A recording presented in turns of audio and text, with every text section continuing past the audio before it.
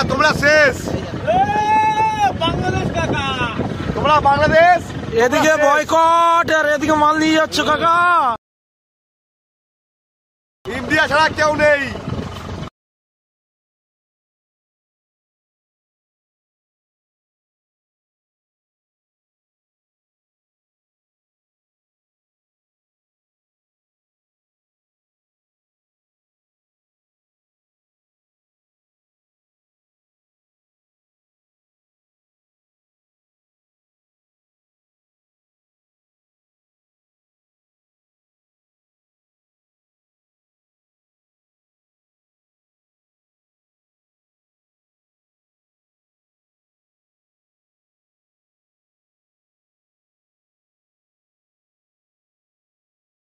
Line দিয়ে মানে জাহাজ যাচ্ছে মাল নিয়ে, লাইন দিয়ে মানে কলকাতা মানে এত ট্রাক মানে কোনো মাল নিয়ে যায় না। সুন্দরবনের নদী থেকে লাইন দিয়ে যাচ্ছে, আর এদিকে বলছে বয়কট ভারত, বয়কট। হ্যাঁ, চিটিং মানে বাংলাদেশের মতন চিটিং বাজ মানে আর দেশ আর একটাও নেই পৃথিবীতে। আচ্ছা, ভারতবর্ষ সম্পর্কে অনেকে ধারণা কম, বিশেষ করে বাংলাদেশে যারা আন্দোলনটা করছেন এই মুহূর্তে, বা যারা প্রান্তিক স্তরে বসবাস করেন, জানেন না যে ভারতবর্ষ থেকে কোনো পণ্য না গেলে বাংলাদেশ কার্যত শুকিয়ে যাবে। আমরা কেন কথাগুলো বলছি, বলার চেষ্টা করছি, কারণটা হচ্ছে এটাই। আমরা কিন্তু পণ্য আমদানি রপ্তানি ক্ষেত্রে, বিশেষ করে রপ্তানি ক্ষেত্রে আমরা কিন্তু কোনো বিধিনিষেধ কিন্তু আমরা লাগু করিনি। আমাদের ভারতবর্ষের বিদেশ সচিব বিক্রম মিস্ত্রি যখন ঢাকায় গিয়ে বৈঠক করেছিলেন, সেখানে তত্ত্বাবধানের সরকারের এবং ডক্টর মোহাম্মদ ইউনূস এবং সেখানকার বিদেশ সচিব তিনি আবেদন করেছিলেন বিক্রম মিস্ত্রির কাছে, সূত্র মারফত যা আমরা শুনেছিলাম বা জেনেছিলাম সংবাদ মাধ্যমে, যে অন্তত পণ্য পরিবহনের ক্ষেত্রে যেন কোনো বাধা সৃষ্টি না হয়। আমরা বাধা দিইনি তো, বাধা সৃষ্টি আমরা করিনি তো। আমরা তো বলছি 25 লক্ষ মেট্রিক টন চাল আমরা পাঠানোর কথা বলেছিলেন, সেটা অলরেডি 14 লক্ষ চলে গেছে, আরো বাকি ধাপে ধাপে নিশ্চয়ই যাবে। আমরা এতটা নিষ্ঠুর, অত নিদারুণ নই।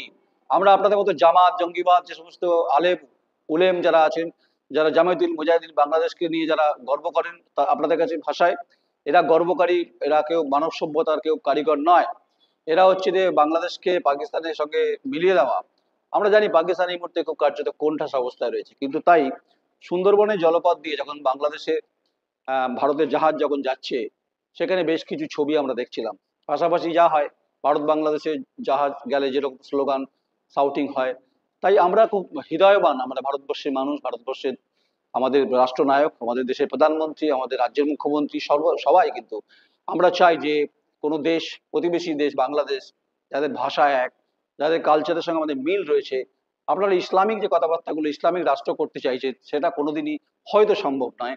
কারণ এখনো কিন্তু ভারতবর্ষের অবদানটা আপনারা ডক্টর মোহাম্মদ ইউনূস আপনি ভুলে যাচ্ছেন, ভুলে যাচ্ছেন সার্জিস আলম, ভুলে যাচ্ছেন রিজভী সাহেব, ভুলে যাচ্ছেন আর্মি চিফ, তিনি ভুলে যাচ্ছেন, এবং অগণিত বিএনপির যারা আস্ফালন করছেন নেতারা, তারা ভুলে যাচ্ছেন। কিন্তু এটা ভুলে যাচ্ছেন যে আমরা যদি কোনো কারণে চাল থেকে অন্যান্য উৎপাদিত ফসল যদি বন্ধ করে দিই, স্বাভাবিকভাবে আপনাদের দেশে এমনি ক্ষুধার্তের অবস্থা খুব খারাপ, যেটা শেখ হাসিনা বলছিলেন। তো এই পরিস্থিতি উদ্বেগজনক হবে। যাবেন কোথায় আপনাদের? তালিবানিদের চাপে এবং তালিবানদের আক্রমণে কার্যত পাকিস্তান বিধ্বস্ত, তাদের একটা পর একটা সেনা ছাউনি উড়িয়ে দিচ্ছে। তাই পাকিস্তান সাহায্য করবে? সম্ভব নয়। তাহলে প্রতিবেশী রাষ্ট্র বাংলাদেশ কি করবে? ভারতের উপর নির্ভরশীল হতে হবে। আমাদেরকে হুমকি দেবেন, আমাদের সীমান্তে কাঁটাতারে আপনারা উস্কানি দেবেন, বাংকার বানাবেন, তা সত্ত্বেও কিন্তু আমরা পণ্য পরিবহনের ক্ষেত্রে কোথাও কোনো ত্রুটি রাখিনি। এটাই ভারতবর্ষ। মহাত্মা গান্ধী দেশের মানুষ, আমরা অহিংসা নীতিতে বিশ্বাস করি। আপনারা যে জায়গায় নিয়ে যাচ্ছেন, আপনাদেরকে খাদের কিনারায়, মানে বিশেষ করে ডক্টর মোহাম্মদ ইউনূস, আপনি যে জায়গায় নিয়ে যাচ্ছেন বাংলাদেশের 18 কোটি মানুষকে, যাচ্ছে খাদের কিনারায়। এই খাদের কিনারায় একদিন কিন্তু পড়ে যেতে হবে। তাই এখনো সময় আছে, এখনো পরিস্থিতি আছে, পরিবেশ আছে। উত্তপ্ত করলে পরিবেশ বাড়বে, উত্তপ্তের পরিবেশও বেড়ে যেতে পারে, গরমাগরম হয়ে যেতে পারে, হচ্ছেও তাই। আমরা কিন্তু এখনো গোটাটা দেখছি। তাই পণ্য পরিবহনের ক্ষেত্রে কোনো বিধিনিষেধ যেমন আমরা রাখছি না। আমরা চাইবো না যে ক্ষুধার্তের তালিকায় হাহাকার করুক, মন্বন্তরে পরিণত হোক, এটা আমরা চাই না। তাই ভারতকে কোনোভাবে ছোট করার যে চিন্তা ভাবনা আপনি নিয়েছেন, এই ধরনের স্বপ্ন আপনি ভুলে যান। দেখুন, ভারতবর্ষ আপনাদের পাশে রয়েছে, কিন্তু আপনি এই মুহূর্তে সে জায়গায় নেই, কারণ আপনাকে কার্যত ঘিরে ফেলেছে এই জামাত, এই বিএনপি, আরো সংরক্ষণবাদী নেতারা। আপনাকে ঘিরে ফেলেছে তাদের কথায় আপনাকে ডক্টর মোহাম্মদ ইউনূস চলতে হচ্ছে। তাই জলপথ দিয়ে যখন জাহাজ যাচ্ছে ভারতের পণ্য নিয়ে, তখন আপনাদের জানি না লজ্জা লাগছে কিনা বলতে পারবো না। আপনাদের অবশ্য আপনারা নির্লজ্জ, তাই আপনাদের চোখ কান কাটা আপনারা, উপায় নেই। তাই ভারতের কাছে হাহাকার করছেন, খাবার চাইছেন, খাবার তো দিচ্ছি আমরা, আর শক্তি দেখাচ্ছেন আমাদেরকে। এরপর আরো বাংলাদেশ সম্পর্কিত কোনো তথ্য দর্শক যদি কোনো কমেন্টস করতে চান, আমি নয়ন রায় মতামত দেবেন। এরপরে প্রতিবেদনে বাংলাদেশের আভ্যন্তরীণ বিষয়ে, বাংলাদেশে কি পরিস্থিতি, সেগুলো সবটাই তুলে ধরবো। নমস্কার।